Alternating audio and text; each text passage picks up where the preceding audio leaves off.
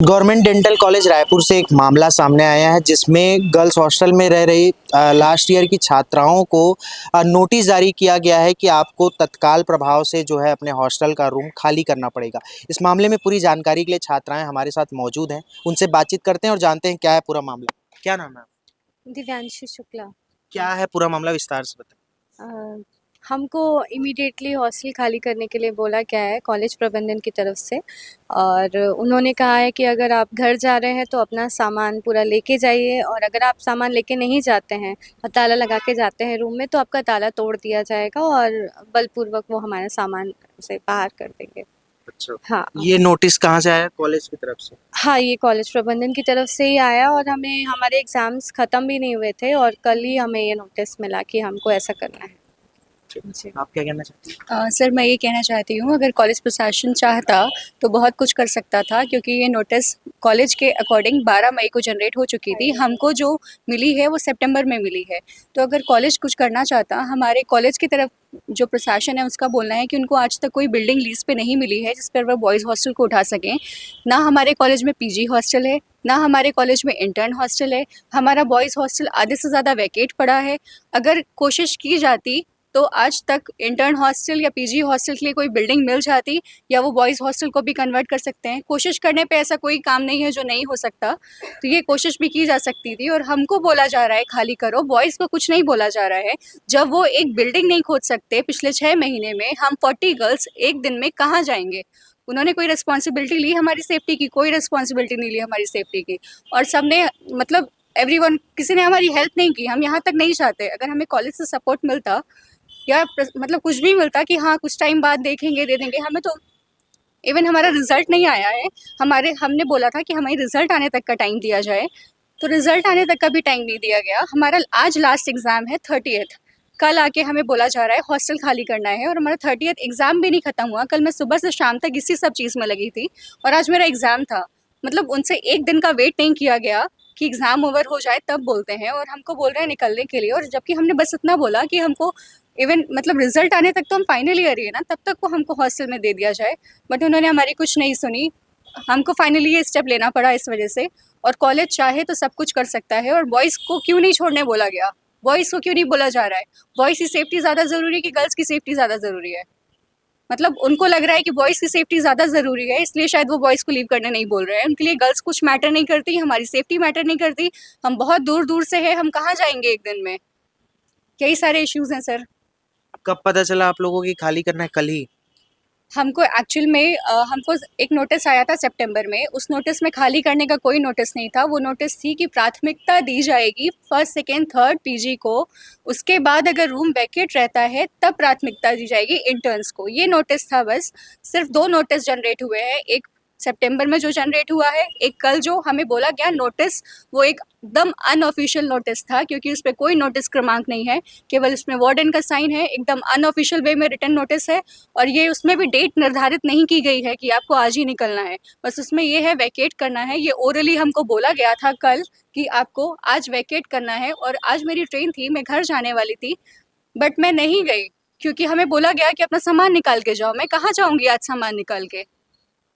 तो ये सारे इश्यूज़ हैं। पता नहीं कॉलेज क्यों नहीं समझ रहा है। कहाँ से आप? I am from Lucknow. Lucknow से? जी। आप क्या कहेंगी, क्या नाम है? जी, मेरा नाम आर्या दीक्षित है। मेरा पॉइंट ये है कि जब पहला नोटिस निकला था, वो 12 मई को निकला था। वो उन्होंने हम तक पहुँचाया सितंबर में। तो ये गैप क्यों छोड़ा उन लोगों ने? नोटिस किसके नाम पे? डीन के नाम पे शायद? नोटिस ऑटोनोमस बॉडी ने निकाला है। हम्म। पता नहीं, कॉलेज प्रबंधन का ही नोटिस, हमको उतनी जानकारी नहीं है। लेकिन नोटिस में ये लिखा था कि प्राथमिकता दी जाएगी दूसरे स्टूडेंट्स को, और इंटर्न्स को आखिरी में अगर कमरे वेकेट रहेंगे तो इंटर्न्स को मिलेंगे। लेकिन ये जानकारी हम तक उनने पहुंचाई सितंबर में, जो कि हमको मई में मिल जानी चाहिए थी।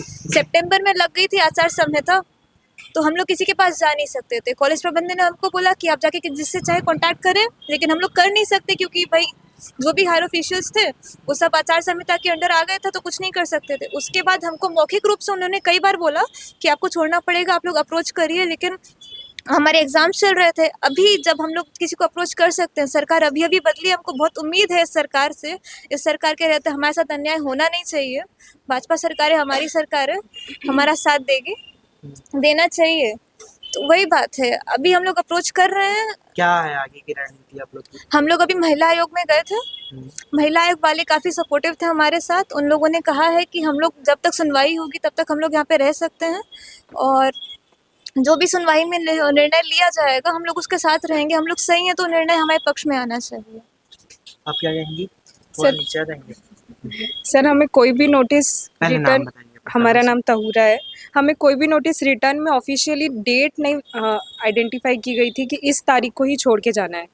हमें सिर्फ मौखिक रूप से बोला जा रहा था कि एग्ज़ाम जैसे ही ख़त्म होगा वैसे ही आप अपना सामान उठाइए और चले जाइए।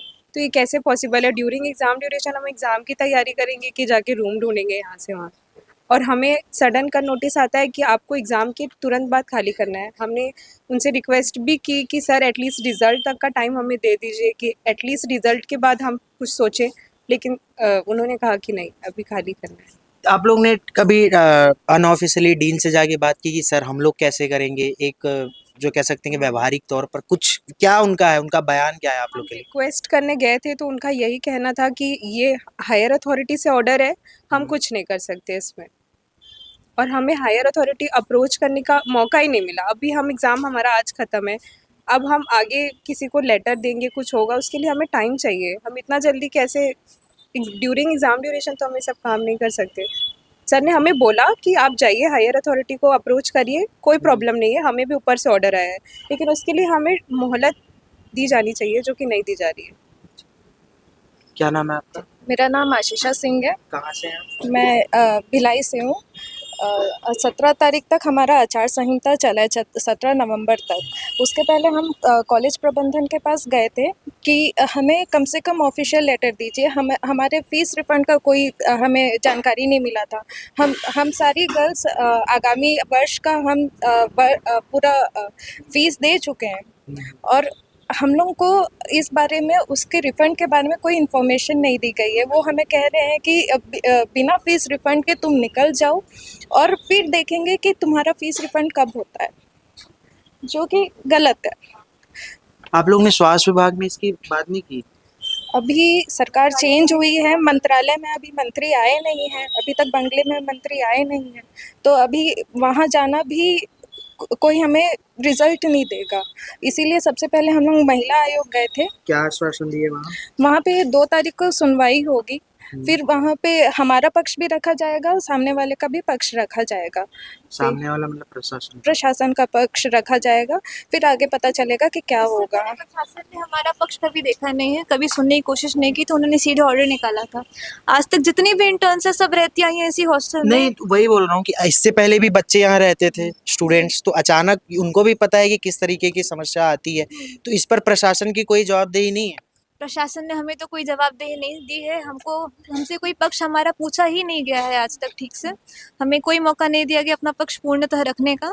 इसीलिए हम लोग महिला आयोग गए थे। सारी इंटर्न्स जितने भी, जितने मेडिकल कॉलेज है, डेंटल कॉलेज है, सब में इंटर्न्स को रखने का, एकोमोडेशन देने का आश्वासन दिया जाता है, उनको रखा जाता है। कुछ नहीं होता है तो वो लोग खुद अपने लेवल से पूरी कोशिश करते हैं। जो हमारे कॉलेज प्रबंधन को हमारे लिए करना चाहिए, हमारी सुरक्षा का ध्यान उनको रखना चाहिए। जो लड़कियाँ फीस दे चुकी हैं उनको भी हम लोग बोल रहे हैं कि आप लोग निकल जाइए, ये सही नहीं है, ये गलत है। अब फीस किस चीज़ का? फीस, हॉस्टल की फीस आगामी वर्ष की हम लोग दे चुके हैं, बहुत सारी लड़कियां दे चुकी हैं, और उनको भी ये बोला जा रहा है आप लोग पहले वैकेट करिए, उसके बाद आपकी फीस दी जाएगी या फिर देखा जाएगा जो भी होगा। अभी आपके पास कब तक टाइम है हॉस्टल में रहने का आप लोग के पास? हम लोग के पास अगर मैं अभी अपने हॉस्टल में ताला लगा के जाती हूँ तो हमें ये बोला गया है कि अगर आपने ताला लगाया तो ताला तोड़ दिया जाएगा, आपके सामान की जिम्मेदारी हमारी नहीं है। अगर आप निकल रही हैं हॉस्टल से, आप वेकेट करके जाइए। हम लोग शांति से अपने घर अभी नहीं जा सकते हैं। अगर हम लोग गए तो हमको पता नहीं हमारे हॉस्टल में हमारे साथ रूम में क्या किया जाएगा हमारे रूम पर। रहते हुए स्टूडेंट्स को निकाल के नए स्टूडेंट्स को लाना इज इलीगल ना। आप जो रह रहे हैं आप उनको कैसे निकाल सकते हैं? तो यहाँ पे ये है कि और लोगों को लाने के लिए हमको ज़बरदस्ती निकाला जा रहा है। हाँ, जो हमें नोटिस दी गई थी उसमें कहा गया था कि फर्स्ट सेकंड थर्ड ईयर वालों को प्रायोरिटी दी जाएगी, लेकिन उसमें कहीं ऐसा लिखा नहीं था कि हम फाइनल ईयर को निकाला जाएगा। इसका कोई ऑफिशियल नोटिस नहीं है। प्रशासन हम लोग को, कॉलेज प्रबंधन हमें बोल रहे हैं कि तुम लोग को निकलना पड़ेगा बिना किसी ऑफिशियल नोटिस के, जो कि गलत बात है, जो हम निकलना नहीं चाहते।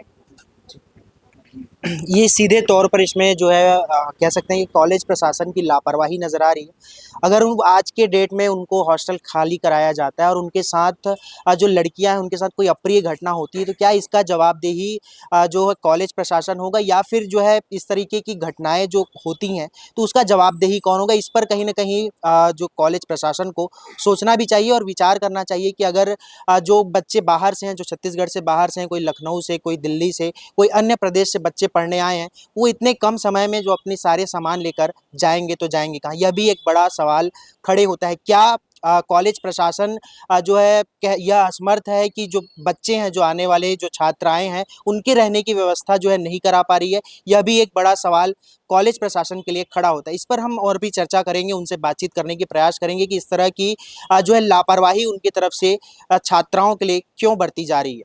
फिलहाल के लिए इतना ही। मेरे सहयोगी अभिषेक दास के साथ प्रियांशु कश्यप, वोकल टीवी, रायपुर।